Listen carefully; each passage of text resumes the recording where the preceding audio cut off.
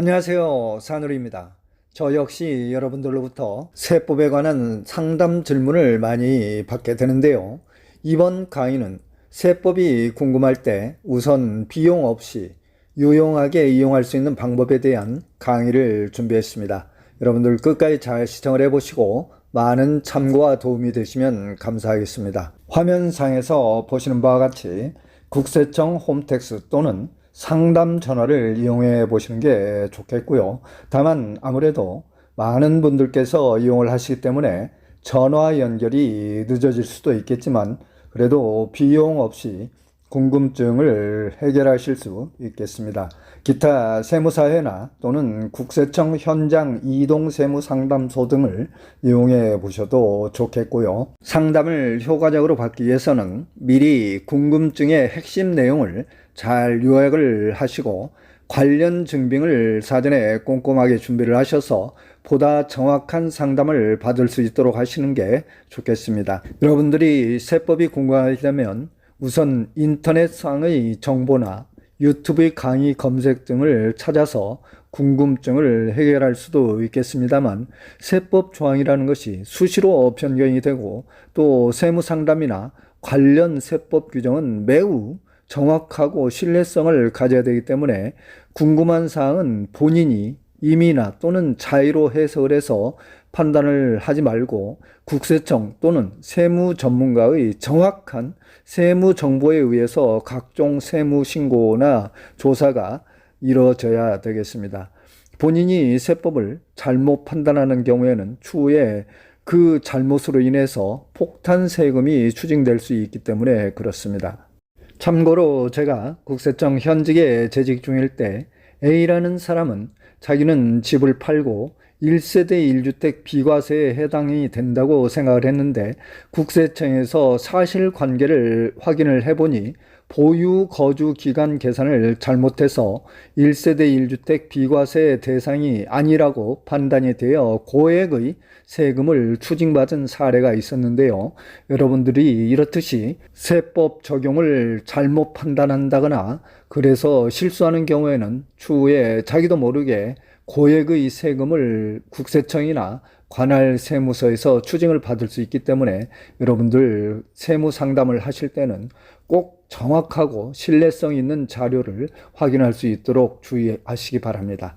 다음은 여러분들께서 좀 애로사항을 겪고 있는 각종 세무신고나 국세청 세무조사에 대비하기 위해서 세무 전문가를 선택하실 때 어떻게 해야 효과적인 방법이 있는지 살펴보겠습니다. 같은 세무 전문가라 할지라도 각기 능력이나 사건 처리 경험 등이 다르기 때문에 어떤 세무사나 회계법인을 선택하느냐에 따라서 처리 결과는 확연하게 달라질 수 있기 때문에 아주 신중하게 잘 선택을 하셔야 되겠습니다. 딱히 어떤 세무 전문가가 좋다는 기준은 없겠습니다만 그래도 기왕이면 동종 사건이나 업무를 처리함에 있어서 다양한 경험과 전문 지식을 겸비하고 있으며 신뢰성이 있는 전문가를 선택하시는 게 좋겠고요. 사적인 이야기를 잠시 드리자면 저도 국세청 조사관 출신이고 제 아들 역시 세무사를 하고 있습니다만 아무래도 국세청 실무나 다양한 세무조사 경력을 겸비한 전문가가 그래도 조금은 더 유리하지 않을까 하는 생각을 갖고 있습니다. 간혹 여러분들께서 저에게 묻는 말씀이 계시는데요. 세무 처리 업무 대행을 어떤 A라는 업체에 맡겼는데 실질적으로 절세 혜택도 별로 많이 보지 못했고 오히려 의뢰하는 세무 의뢰 비용만 많이 지출했다고 이렇게 불만을 토로하시는 분들도 계시더군요.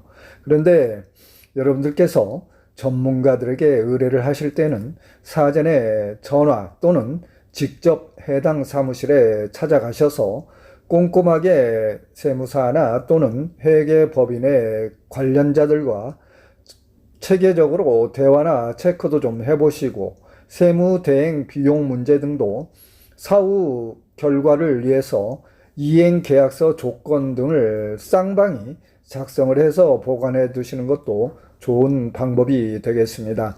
또한 의뢰 비용도 몇 군데 체크를 좀 해보신 후에 비교를 해서 가장 합리적인 비용을 제시하는 전문가를 선택하시는 게 좋겠습니다. 강의가 유익했다면 구독, 좋아요 부탁드립니다. 궁금하신 사항은 댓글이나 카톡으로 문의를 주시게 되면 제가 시간이 가능할 때 친절히 답변을 해드리도록 하겠습니다. 다음은 세무 궁금증에 대해서 여러분들이 가장 효과적인 방법으로 해결할 수 있는 것은 지금 화면상에서 보고 계시는 국세법령정보 시스템을 직접 이용하거나 또는 국세청에 질의를 해서 회신문을 받게 되면 그 정보는 가장 믿을 수 있고 신뢰성 있는 정보가 될 수 있겠습니다. 추후에 여러분들께서 국세청에 질의한 내용에 대해서 관련 사항에 대한 세무 신고나 국세청의 과세 추징 사유가 발생될 때는 국세청 질의해 신문을 잘 보관하였다가 증빙으로서 제시를 하게 되면 과세 추징으로부터 벗어날 수 있겠습니다. 기타 세법에 대해서 보다 더 상세한 자료를 원할 경우에는 대법원 판례나 국세심판예 등을 검색을 해서 활용해 보시는 것도 매우 좋겠습니다. 시청해 주셔서 대단히 감사합니다.